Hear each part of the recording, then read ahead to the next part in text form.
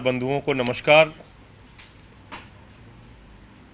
Bharatiya Janata party इस देश के अंदर नफरत की सबसे बड़ी फैक्ट्री है और जब तक भारतीय जनता पार्टी अस्तित्व में रहेगी, भारतीय जनता पार्टी सत्ता में रहेगी, देश के अंदर शांति, अमन और चैन कायम नहीं रह सकता। और जब देश में नफरत के बीज बोए जाएंगे, जब देश में शांति ही नहीं होगी, तो देश तरक्की नहीं कर सकता, नौजवान को रोजगार नहीं मिल सकता, माताओं बहनों को महंगाई से छुटकारा नहीं मिल सकता, किसान को उसके फसल का दाम नहीं मिल सकता, आम इंसान की जिंदगी की दुश्वारियां कम नहीं हो सकती। और यह बात मैं इसलिए कह रहा हूं कि मणिपुर में जो हिंसा हो रही है, मणिपुर जो पिछले 1.5 महीने से जल रहा है, आज उस मणिपुर की हिंसा पर प्रधानमंत्री नरेंद्र मोदी की खामोशी यह साबित करती है कि भारतीय जनता पार्टी चाहती है उनकी नफरत की फैक्ट्री का विस्तार पूरे देश में होता रहे, उनकी नफरत की फैक्ट्री का विस्तार पूरे देश में होता रहे। कभी हिंदू मुसलमान के नाम पे झगड़ा कराओ, कभी हिंदू सिख के नाम पर झगड़ा कराओ, कभी हिंदू क्रिश्चियन के नाम पे झगड़ा कराओ। जब धर्मों का झगड़ा खत्म हो जाए तो जाट और गैर जाट के नाम पे झगड़ा कराओ, हिंदुओं में झगड़ा कराओ, मराठा गैर मराठा के नाम पे झगड़ा कराओ, हिंदुओं में झगड़ा कराओ, कुकीज और मैती में झगड़ा कराओ, आदिवासी समुदायों के बीच में झगड़ा कराओ। तो भारतीय जनता पार्टी दरअसल भारतीय झगड़ा पार्टी बन गई है। भारतीय झगड़ा पार्टी झगड़े कराकर, नफरत फैलाकर, हिंसा फैलाकर पूरे देश की बर्बादी भारतीय जनता पार्टी का मकसद है। इसलिए मैं हाथ जोड़कर निवेदन करना चाहता हूं इस देश के लोगों से कि इनकी असलियत को पहचानिए। जब तक ये अस्तित्व में रहेंगे, इस देश का विकास नहीं हो सकता, नौजवान के हाथ को रोजगार नहीं मिल सकता, महंगाई से छुटकारा नहीं मिल सकता, किसान को उसके फसल का दाम नहीं मिल सकता। 1.5 महीने से मणिपुर जल रहा है, सैकड़ों लोग की जान चली गई, कुकीज और मैतीस के बीच में झगड़ा कराया, हिंसा हो रही है। और हिंसा भी कोई सामान्य हिंसा नहीं, उस राज्य की एक महिला मंत्री का घर जला दिया गया, देश के केंद्रीय मंत्री का घर जला दिया गया, भारतीय जनता पार्टी का दफ्तर जला दिया गया, तमाम नेताओं को दौड़ा दौड़ा के मारा जा रहा है, पीटा जा रहा है, हजारों की संख्या में घर जला दिए गए मणिपुर में, हजारों की संख्या में। और मैं प्रधानमंत्री नरेंद्र मोदी जी से पूछना चाहता हूं कि बताओ जरा हमें कि कैसे वहां पर AK-47 और विदेशी हथियारों का इस्तेमाल मणिपुर की हिंसा में हो रहा है। कहां से आ रहे हैं हथियार? चीन से आ रहा है, पाकिस्तान से आ रहा है, म्यांमार से आ रहा है, कहां से आ रहा है? लेकिन प्रधानमंत्री खामोश हैं। प्रधानमंत्री नरेंद्र मोदी जी के मुंह से मणिपुर की हिंसा पे मणिपुर का मां नहीं निकल रहा है, मां। इसलिए यह साबित होता है कि एक अक्षम, एक गैर पढ़े लिखे, एक ऐसे प्रधानमंत्री देश के अंदर हैं जो देश को बर्बादी की ओर लेके जाना चाहते हैं।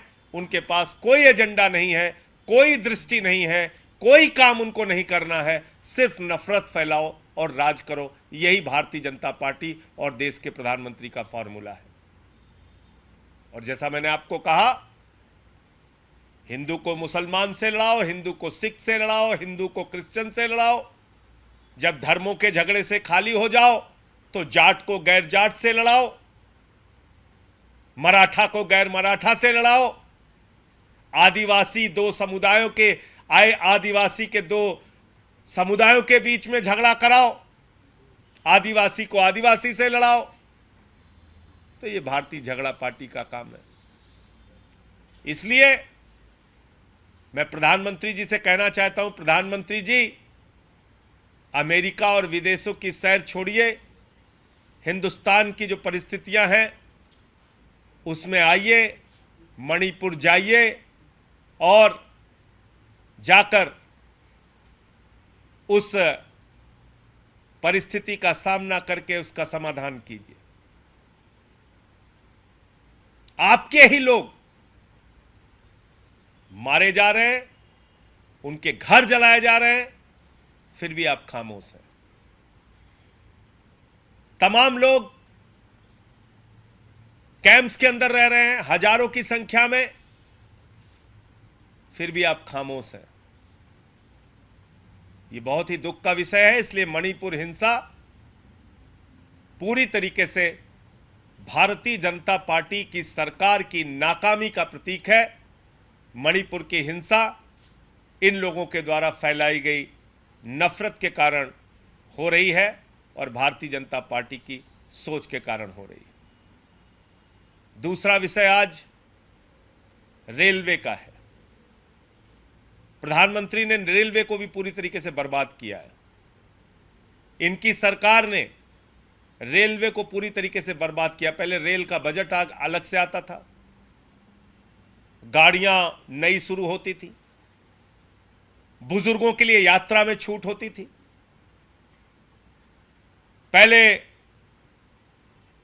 तमाम किराए में रियायत मिलती थी। आज बुजुर्गों को मिलने वाली कंसेशन इस सरकार ने खत्म कर दिया। सोचिए कितनी शर्मनाक बात है।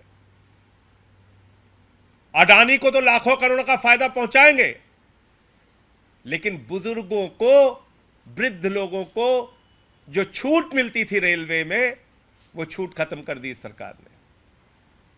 पूंजीपतियों को तो लाखों करोड़ का टैक्स माफ करेंगे, लेकिन बुजुर्गों की जो छूट थी, जो कंसेशन था, उसको खत्म कर दिया। रेलवे सुरक्षा की बात करें, आज टिकट कटा के भी आपको सीट नहीं मिलती। भूसे की तरह, जानवरों की तरह ट्रेन में लोग भर भर के जा रहे हैं। टिकट करा लिया, रिजर्वेशन करा लिया, सीट नहीं मिल रही, धक्के खा रहे हैं लोग, ट्रेन उपलब्ध नहीं है, घंटों विलंब जा रही है, दुर्घटना होती है, उसकी सीबीआई जांच दे के लीपापोती। आप मुझे बताइए, जिस घटना के बारे में 3 महीने पहले 9 फरवरी को वहां के चीफ इंजीनियर की रिपोर्ट आ चुकी थी कि अगर यहां इंटरलॉकिंग सिस्टम ठीक नहीं किया गया, बालेश्वर वाली जो घटना हुई उसमें साफ तौर पे 3 महीने पहले 9 फरवरी को यह कहा गया कि अगर इलेक्ट्रॉनिक इंटरलॉकिंग सिस्टम ठीक नहीं किया गया तो यहां कोई बड़ी घटना हो सकती है। कब? 9 फरवरी की रिपोर्ट है, 9 फरवरी की चीफ इंजीनियर की रिपोर्ट है। और उस रिपोर्ट को रेल मंत्रालय ने और मोदी सरकार ने नजरअंदाज किया। जब 300 लोगों की जान चली गई तो वहां जाके ड्रामा कर रहे हैं, कह रहे हैं गर्मी है, गर्मी है, गर्मी है। ड्रामा हो रहा है। तो इसलिए रेलवे को बर्बाद करने का काम भी हमारे चौथी पास राजा ने किया। आज रेलवे में यात्री सुविधाएं समापन की ओर बढ़ रही हैं। दुर्घटनाएं दिन प्रतिदिन, पटरियों से ट्रेन का उतरना, ये तमाम घटनाएं तेजी के साथ बढ़ रही हैं।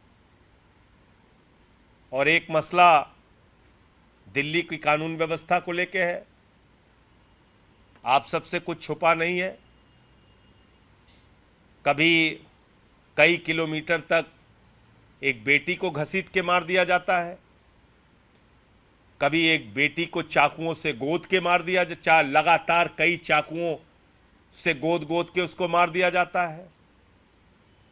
कभी एक बेटी को काट काट कर अलग अलग जगहों पर उसका शव फेंका जाता है, उसके टुकड़े फेंके जाते हैं।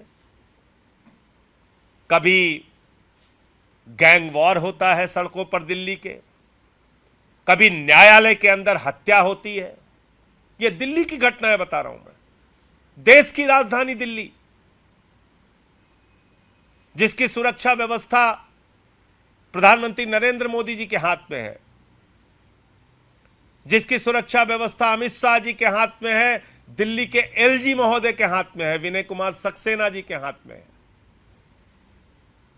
उनको तो केजरीवाल से लड़ने से फुर्सत है नहीं, तो कानून व्यवस्था कब देखेंगे? वो भी नफरत की फैक्ट्री के प्रोडक्ट हैं। तो नफरत की फैक्ट्री के प्रोडक्ट जो भी होंगे, उनको कानून व्यवस्था या शांति बहाली से तो कोई मतलब है नहीं, तो उनको तो झगड़ा करना है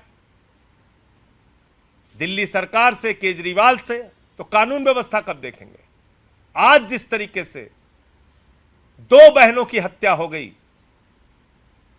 सुबह सुबह गोली मार के हत्या हो गई, यह फिर से एक बार दिखाता है कि दिल्ली विनय कुमार सक्सेना के एलजी रहते हुए, अमित शाह के गृह मंत्री रहते हुए सुरक्षित नहीं है, महिलाओं के लिए सुरक्षित नहीं है, आम आदमी के लिए सुरक्षित नहीं है, न्यायालय तक सुरक्षित नहीं है। और पता यह चल रहा है कि वो सट्टेबाज थे, सट्टेबाज। कोई 15,000 रुपए के लेन देन का कोई प्रकरण, कोई मामला हो, परिवार के लोगों का बताना है, और उनको गोली मार दी जाती, 2 बहनों को, उनकी हत्या हो जाती है। तो मैं समझता हूं कि इसमें शीघ्र ऐसे मामलों में फास्ट ट्रैक कोर्ट बनाकर, इन मामलों को तेजी से चलाकर, जो लोग दोषी हैं उनके खिलाफ सख्त से सख्त कार्रवाई होनी चाहिए। मुझे इतनी बात कहनी थी। आपका कोई प्रश्न हो तो आप पूछ सकते हैं। इसमें बीजेपी और कांग्रेस दोनों आम आदमी पार्टी पर सवाल उठा रहे हैं। बीजेपी के हरीश खुराना का बयान है कि सीएम बताएं कि उन्होंने कितनी बार कमिश्नर से मीटिंग की, सांसदों के साथ कितनी बार बैठक की कानून व्यवस्था को लेकर। देखिए, ऐसा है कि दिल्ली की कानून व्यवस्था भारतीय जनता पार्टी, मोदी सरकार और अमित शाह के हाथ में है। उन्होंने यहां पर एक झगड़ेबाज एलजी बिठा रखा है, जिसको कोई काम करना नहीं, वो दिन रात झगड़ा करता रहता है सरकार से, उसको कानून व्यवस्था देखनी नहीं। क्या दिल्ली के किसी थानेदार के खिलाफ अरविंद केजरीवाल कार्रवाई कर सकते हैं? क्या दिल्ली के कमिश्नर, डीसीपी के खिलाफ अरविंद केजरीवाल कार्रवाई कर सकते हैं? क्या जिस क्षेत्र में सट्टेबाजी हो रही है, अपराध हो रहा है, हत्या हो रही है, उस पुलिस अधिकारी के खिलाफ कोई सस्पेंशन की, कोई निलंबन की कार्रवाई अरविंद केजरीवाल जी कर सकते हैं? तो ये अपने गुनाह दूसरे के ऊपर टालने से कब तक काम चलेगा? अरे केजरीवाल जी के हाथ में दिल्ली की सुरक्षा के लिए जो करना होता है, सीसीटीवी कैमरे का जो जाल बिछाया है, उसमें दुनिया में नंबर 1 शहर दिल्ली है। जो हमारे काम है हमने किया है, केजरीवाल जी ने सीसीटीवी कैमरों का जाल बिछाया। प्रधानमंत्री की भतीजी का भी पर्स छीना गया, तो पुलिस ने उसी कैमरे से, सीसीटीवी कैमरे से फुटेज निकालकर अपराधियों को पकड़ा। तो हमारे जिम्मे तो जो काम है उसको बेहतरीन करके दिखा रहे हैं। लेकिन इस प्रकार की गुनाहों पे, अपराधों पे बातें कहना और अपनी गलती को दूसरे के सर मढ़ना, ये भाजपाइयों को बंद करना चाहिए और अपने अंदर झांकना चाहिए, इसका जवाब देना चाहिए। सर, आप लोग कई बार इस सरकार की तुलना इमरजेंसी वाले दौर से करते रहे हैं। आज पीएम ने भी मन की बात में इमरजेंसी का जिक्र किया, यात्राएं दी गई, थोपा गया। कैसे देखते हैं, क्योंकि इमरजेंसी की एनिवर्सरी भी आने वाली है। देखिए, आपातकाल इस देश का काला अध्याय था, कोई इसमें दो राय नहीं है, दो मत नहीं है। लेकिन आज क्या कर रहे हो आप? कानून मानना नहीं, संविधान मानना नहीं, लोकतंत्र मानना नहीं, संघीय ढांचा मानना नहीं, ईडी को, सीबीआई को जिस प्रकार से आज ये सरकार इस्तेमाल कर रही है, पुलिस को जिस प्रकार से ये सरकार इस्तेमाल कर रही है, तमाम लोकतांत्रिक अधिकारों को छीना जा रहा है। संघीय ढांचे को कुचलकर राज्य सरकारों को खत्म किया जा रहा है। जहां बीजेपी हार जाती है वहां तोड़फोड़ शुरू कर देती है, खोखा खोखा शुरू कर देती है, करोड़ों रुपए के लेन देन करती है, विधायकों को खरीदती है, खरीद फरोख्त करती है और सरकारों को गिराती है। इसके अलावा कोई काम नहीं करती। तो प्रधानमंत्री जी अगर आज मन की बात में आपातकाल पर बोल रहे हैं तो सबसे पहले अपने काल के बारे में बोलना चाहिए। उन्होंने अपने काल को किस प्रकार से कलंकित करने का काम किया है, यह भी प्रधानमंत्री जी को बताना चाहिए। सर, आदिपुरुष फिल्म में कुछ जो डायलॉग है जो विवादित है उसको लेकर आपने भी मुद्दा उठाया था। अब ये खबर आई है कि जो फिल्म के निर्देशक हैं, जो टीम है, उन्होंने बयान जारी किया है कि विवादित स्टेटमेंट्स हटाए जाएंगे। इस पर आप क्या कुछ कहना चाहेंगे? देखिए, पहली बात, मैं कल से देख रहा हूं भाजपाइयों को कह रहे हैं सैकड़ों करोड़ कमा लिया, सैकड़ों करोड़ कमा लिया। इससे ज्यादा शर्मनाक बात कोई हो सकती है? तुम्हारे इतने मुख्यमंत्रियों के आशीर्वाद से वो फिल्म बनी, योगी आदित्यनाथ जी के आशीर्वाद से, शिवराज सिंह जी के आशीर्वाद से, हेमंत विश्व शर्मा जी के आशीर्वाद से, एकनाथ शिंदे जी के आशीर्वाद से, मनोहर लाल खट्टर जी के आशीर्वाद से, पुष्कर धामी जी के आशीर्वाद से, देवेंद्र फडणवीस जी के आशीर्वाद से। मैं थोड़ी कह रहा हूं, ये तो चिल्ला चिल्ला के वो फिल्म कह रही है। इस फिल्म को देखा उन लोगों ने, इसमें पूरा सहयोग किया बीजेपी के नेताओं ने। तो क्या उस समय उनकी बुद्धि, उनकी सोच आसमान में चली गई थी? उनको अकल तब नहीं आ रही थी जब बीजेपी के नेताओं ने यह भाषा देखी, यह फिल्म देखी? और छोड़ दीजिए आप आम आदमी पार्टी की बात, रामानंद सागर जी के रामायण सीरियल में भूमिका निभाने वाले, प्रभु श्री राम की भूमिका निभाने वाले अरुण गोविल जी ने भी इस फिल्म की निंदा की। उस सीरियल में लक्ष्मण की भूमिका निभाने वाले सुनील लहरी जी ने भी इस फिल्म की निंदा की, इसकी अमर्यादित भाषा को शर्मनाक बताया। यह फिल्म रिलीज कैसे हो गई? सवाल तो इस बात का है, सेंसर बोर्ड जो है, भाजपाइयों का सेंसर बोर्ड, वो भांग खा के सो रहा था क्या? उसको अकल नहीं आ रही थी? आप प्रभु श्री राम के नाम पर एक फिल्म बना रहे हैं, उस पे एक काल्पनिक दृश्य दिखा रहे हैं जिसमें सीता मैया को कोई छोरा लगा रहा है। यह किसको स्वीकार्य है हिंदुस्तान में? बताओ जरा मुझे, किस व्यक्ति को यह स्वीकार्य है? किस हिंदुस्तानी को यह स्वीकार्य है? किस हिंदू को यह स्वीकार्य है कि कल्पना के आधार पर एक दृश्य, रामायण के आधार पर बनी फिल्म आदि पुरुष में दिखाया जाए जिसमें सीता मैया के गर्दन पर छुरी दिखाई जाए? किसको बर्दाश्त है बताइए आप? सुसैन वैद्य नहीं आ रहे हैं उसमें, फिल्म में। उसमें दो महिलाएं आ रही हैं। श्री लक्ष्मण जी को वैद्य की जगह वो आके जड़ी बूटी दे रही हैं। ये क्या बना रहे हैं आप फिल्म में? तमाशा कर रहे हैं। डायलॉग तो मैंने कल सुनाया था, आज दोबारा सुनाने का मन नहीं है, कहिए तो फिर से सुना दो। तो सड़क छाप भाषा का इस्तेमाल आप कर रहे हैं, भगवान श्री राम का, भगवान बजरंग बली का, माता सीता का घोर अपमान कर रहे हैं और भाजपाइयों के आशीर्वाद से कर रहे हैं, बीजेपी नेताओं के मिलीभगत से कर रहे हैं और उसका जश्न मना रहे हैं। कह रहे हैं सैकड़ों करोड़ कमा लिया, सैकड़ों करोड़ कमा लिया। अरे भाजपाइयों, धर्म को धंधा मत बनाओ। बीजेपी के लोगों, धर्म को धंधा मत बनाओ। प्रभु श्री राम के नाम पे फिल्म बना के सैकड़ों करोड़ कमा लिया तो पीठ थपथपा रहे हो, सैकड़ों करोड़ कमा लिया, सैकड़ों। अरे भगवान का अपमान करके सैकड़ों करोड़ कमा लिया तुमने। उसका जश्न मनाओगे?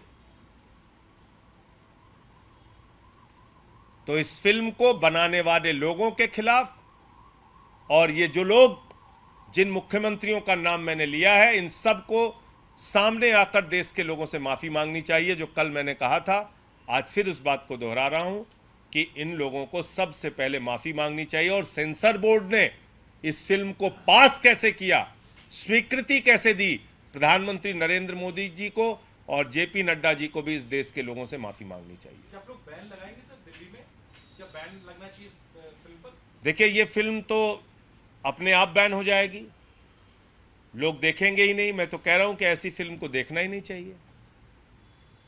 अगर भगवान श्री राम का अपमान देखना है लोग तो जाएं, अगर माता सीता का अपमान देखना है तो जाएं, प्रभु बजरंग बली का अपमान देखना है तो जाएं फिल्म में, देखें अपमान। अगर रामचरितमानस का, रामायण का अपमान देखना है तो जाएं, अगर नहीं देखना है तो ना जाएं। लोग ही अपने आप बैन लगा दें।